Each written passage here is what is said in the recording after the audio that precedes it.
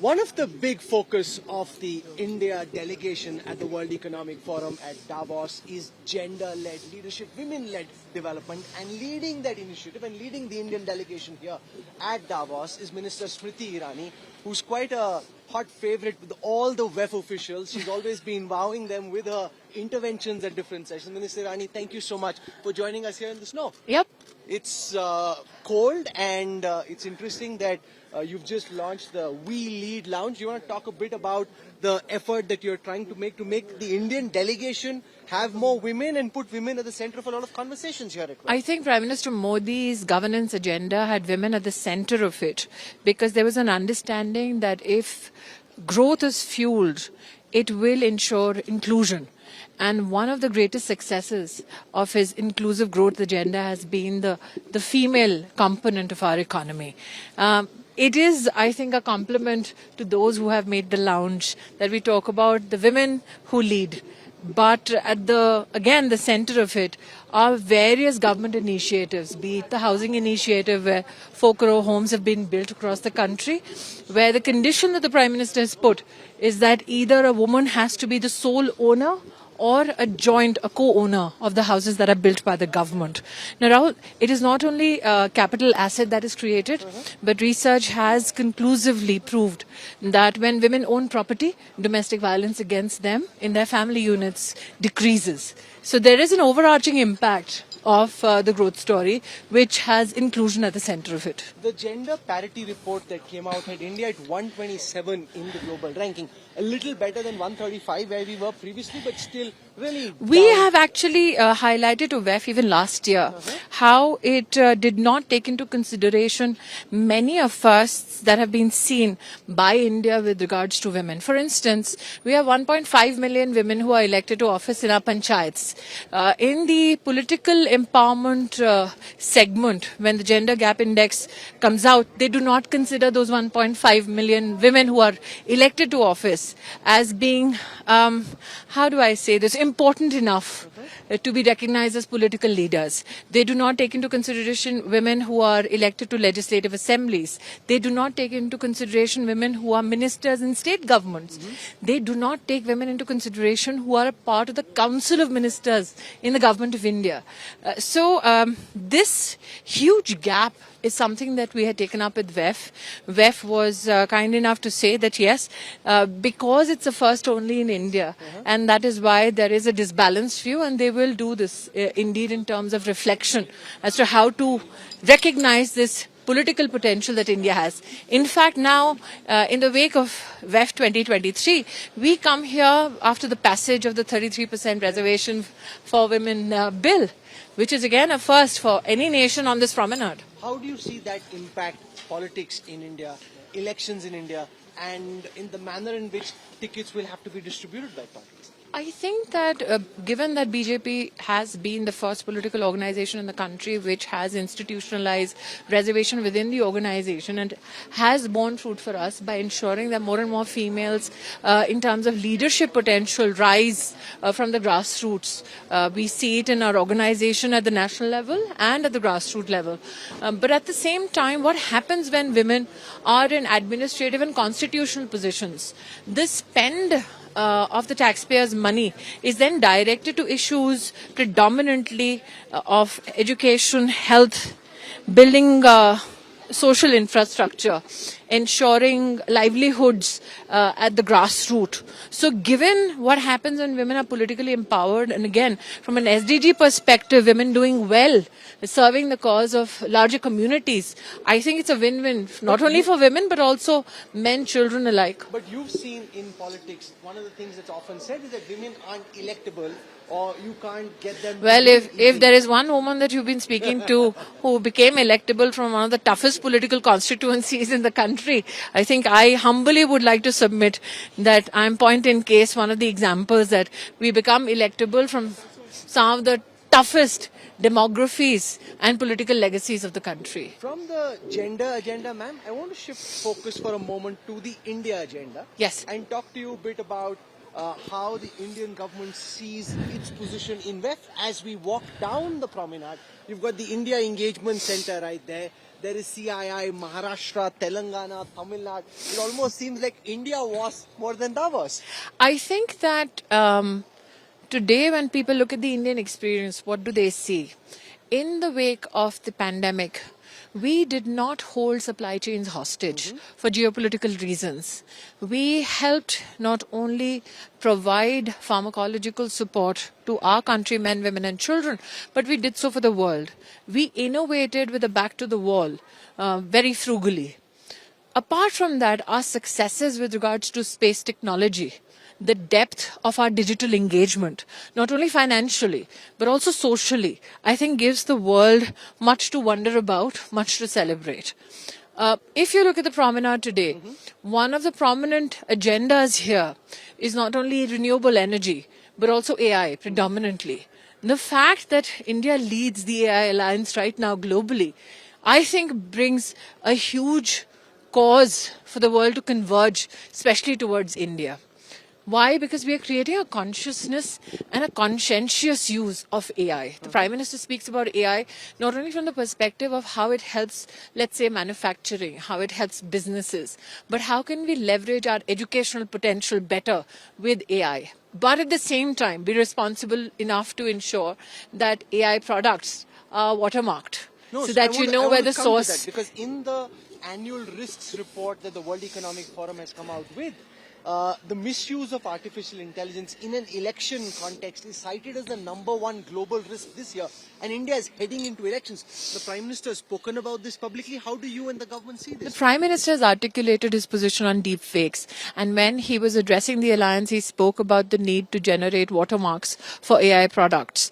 But apart from that, I think the Indian engagement with regards to digitization of government services has helped us also take away those elements within the beneficiary segments that were squeezing at the Indian treasury.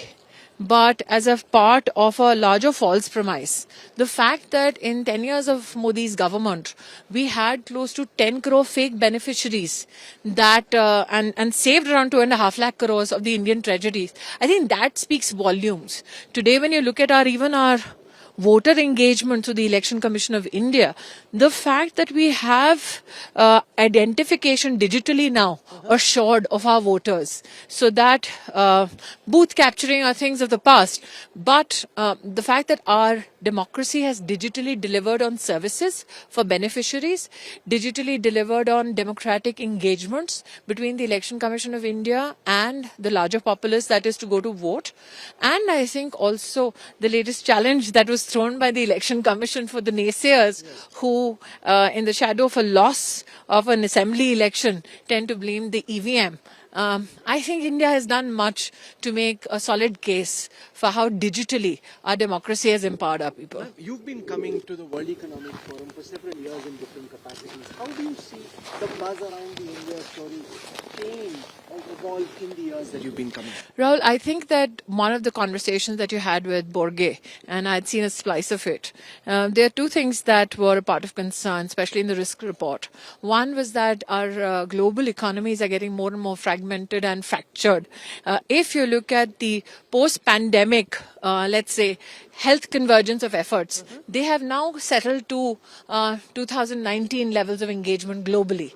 However, India, and look at how India expands BRICS, look at what we do with regards to the African Union, with regards to the G20. We are now a very, very resolute voice from the global south. So we have globally, I think, ascertained a position for ourselves which says we work not only for the benefit of our citizens, but for the global good as well. You know, there's a strong India presence at Davos. There's also a strong Saudi presence at Davos. And you were, ma'am, in Saudi Arabia recently, and I saw how in Pakistan everyone had a meltdown about the kind of position and respect that you've been accorded. It seems the first non-Muslim person to be allowed in some of those areas in Makkah, Medina. What did you make of the kind of warmth between India and Saudi Arabia at this time, and the kind of reaction that we saw after that? I think the Islamic world has shown much respect for Prime Minister Modi. And what you saw in terms of respect accorded to the Indian delegation was just a part of that engagement. But why did the Indian delegation go? The Prime Minister speaks about Sabka Saath, Sabka Vikas and Sabka Prayas. Our intention is Hajj will start just when the elections will be at the anvil. Preparations then will become logistically a nightmare for many bureaucrats. Additionally, every year we have 1.2 million Indians who go for Umrah to Saudi Arabia. And there are logistical challenges which have to be met, diplomatic issues that need to be addressed. Apart from the fact that you want to ensure that while we are propagating that more and more women become parts of those delegations. If you look at our Hajj numbers, 47% of those who went in 2023 were women.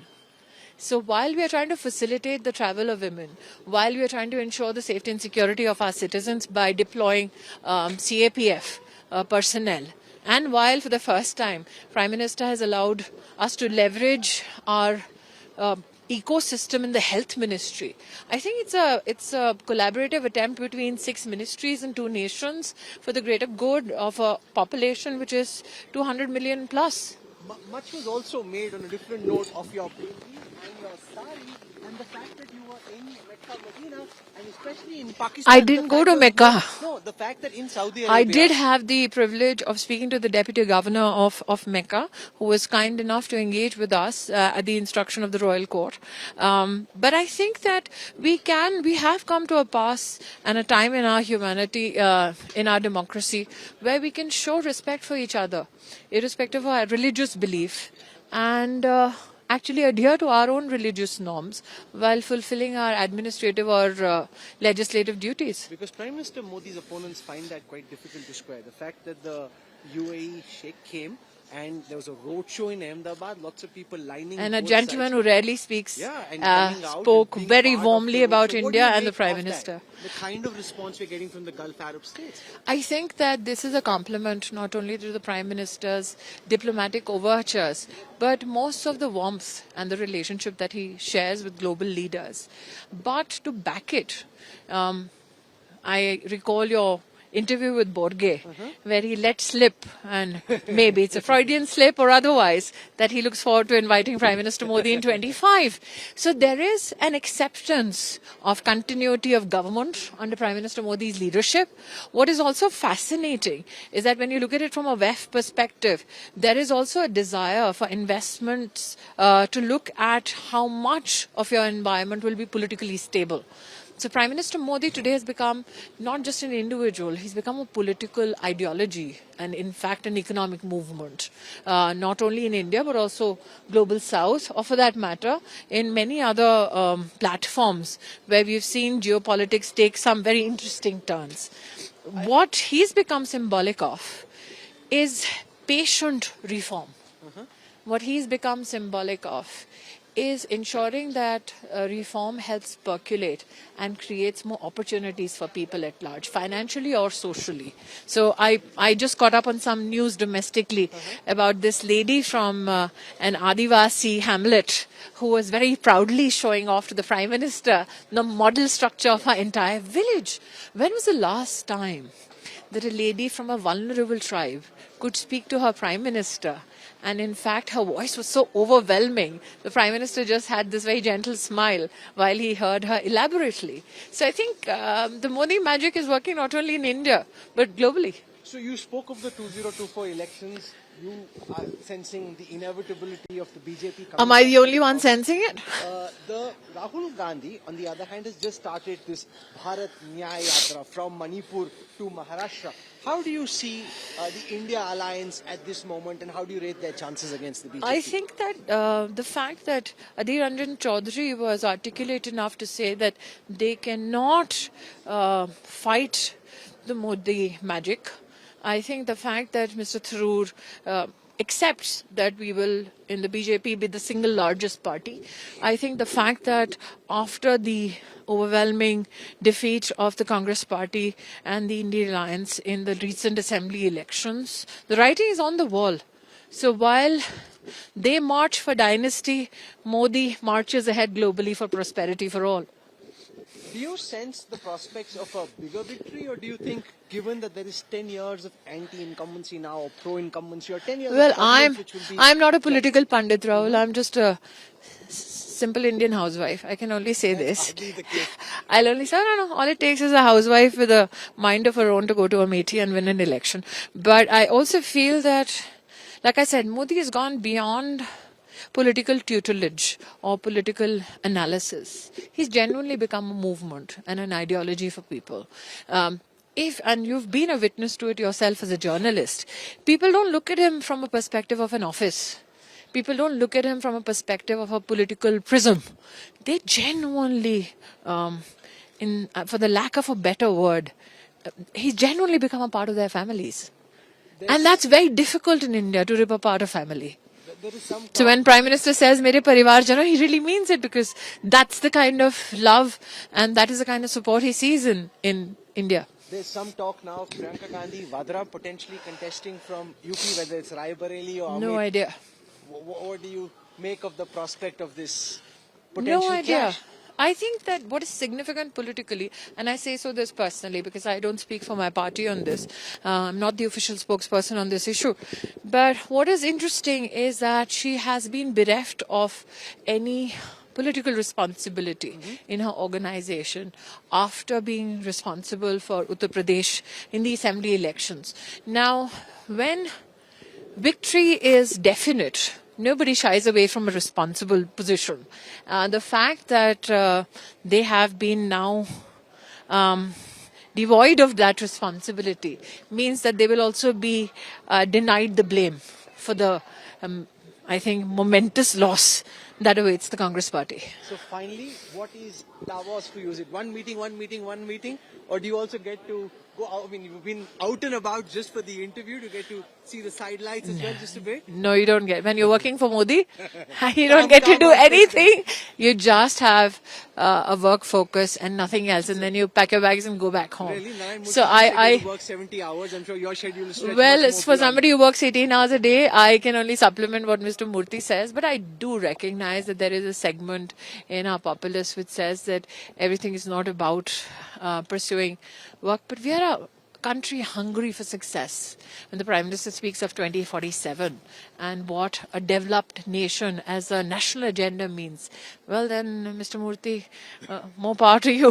Thank you very much, ma'am, for taking our time. We have a whole group of officials waiting for you. Lots of meetings, as you said, all work and no play, back to back. So we wish you all the That's best. the Modi way. Yeah, that's the Modi way. Thank you very much. Thank you. Thank you. Thank you for the conversation.